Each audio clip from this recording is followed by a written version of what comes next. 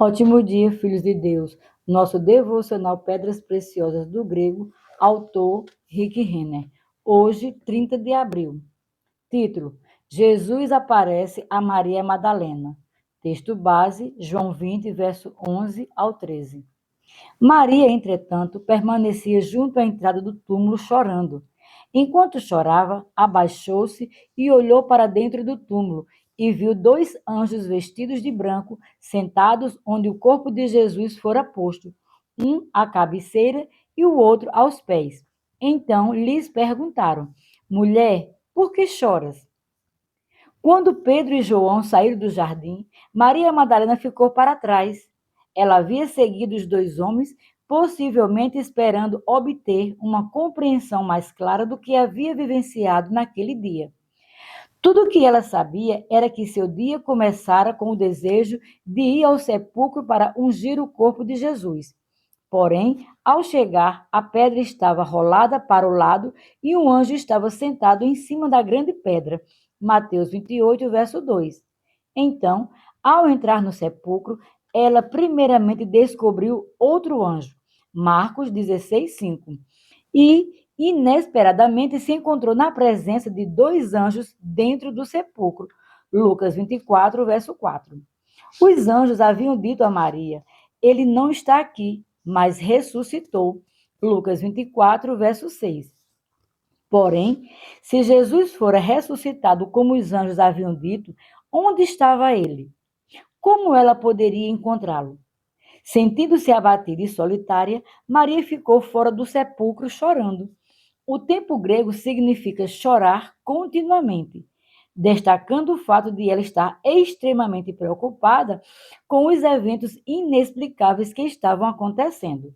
Acima de tudo, ela queria saber o que havia acontecido a Jesus. João escreveu: abaixou-se e olhou para dentro do túmulo. A palavra abaixou-se é paracúpito, a mesma palavra usada em João 20, verso 5, para retratar João observando o túmulo. Agora era a vez de Maria se abaixar e olhar para dentro do sepulcro vazio. Porém, ao olhar para dentro, ela viu algo que não esperava. João nos diz: abaixou-se e olhou para dentro do túmulo e viu dois anjos vestidos de branco, sentados onde o corpo de Jesus fora posto, um à cabeceira e o outro aos pés. João 20, verso 11 e 12. A palavra viu é a palavra grega theomai, que nos diz com certeza que Maria fixou os olhos nos anjos e determinou-se a analisá-los e absorver toda a experiência. Primeiramente, ela viu que os dois anjos estavam vestidos de branco.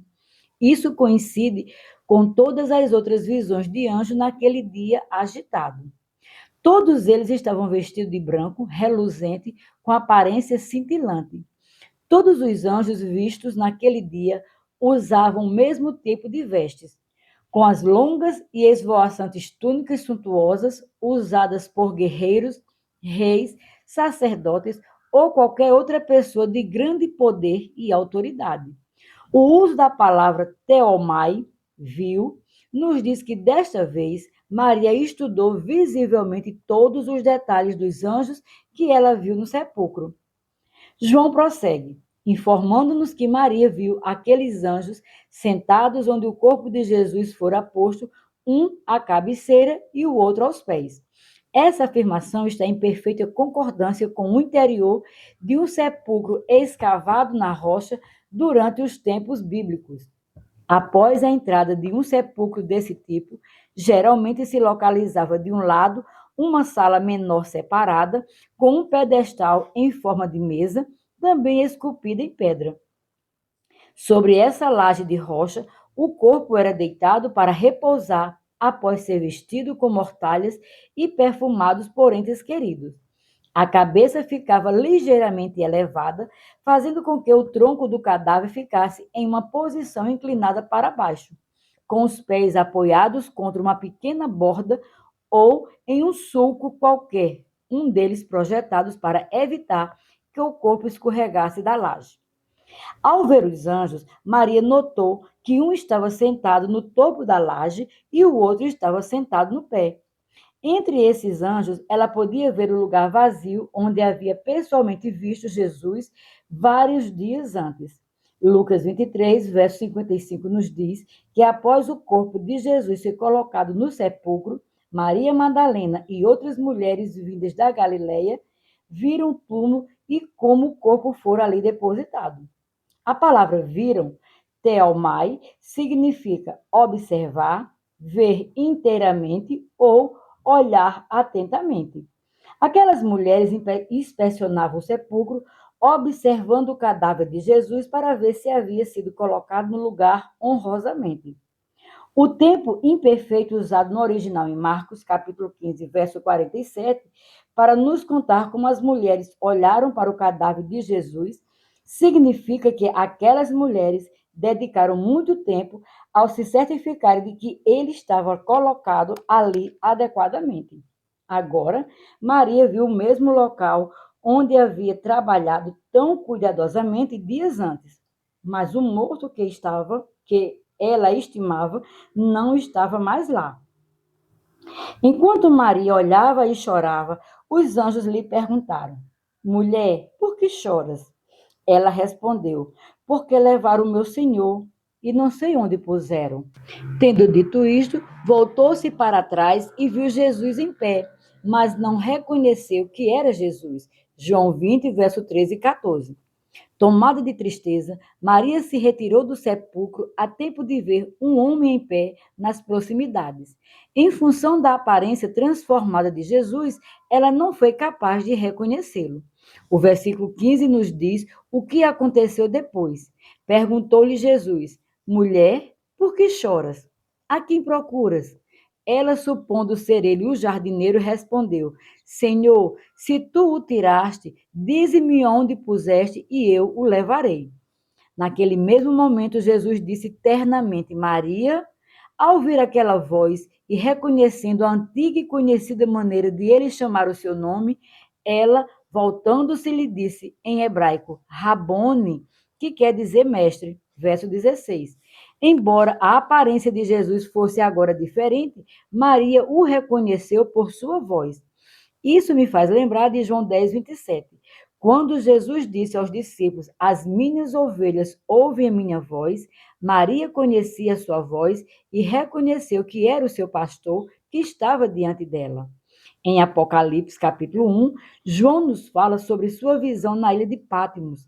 Em meio a essa fenomenal visitação divina, ele diz: Achei-me em espírito no dia do Senhor e ouvi por detrás de mim grande voz como de trombeta. Voltei-me para ver quem falava comigo. Apocalipse 1, verso 10 e 12. Assim como Maria, ao ouvir aquela voz, João a reconheceu como a voz de Jesus. É por isso que João escreve: Voltei-me para ver quem falava comigo. Evidentemente, é impossível ver uma voz, mas João reconheceu o som daquela voz e se voltou para ver se o rosto coincidia com a voz que ouvira.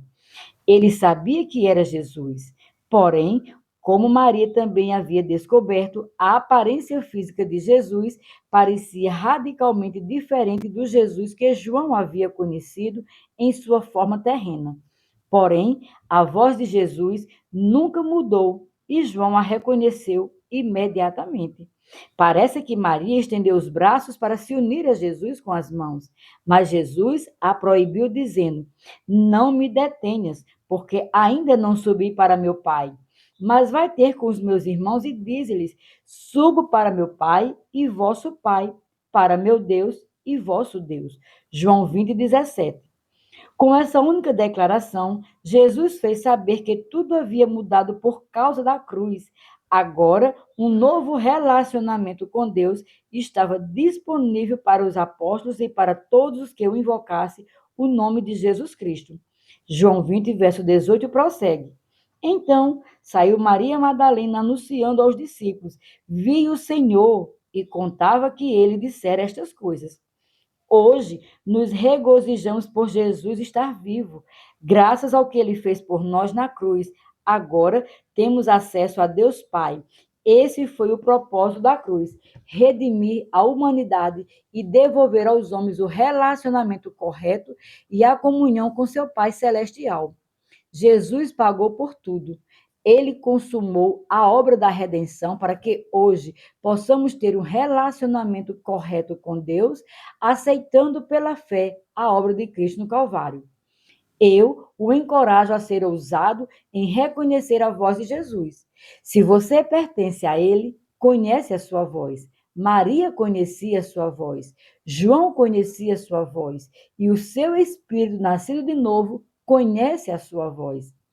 Se você se dispuser a dedicar tempo a escutar, ouvirá a voz de Jesus clamando a você, como clamou ternamente a Maria naquele dia no jardim.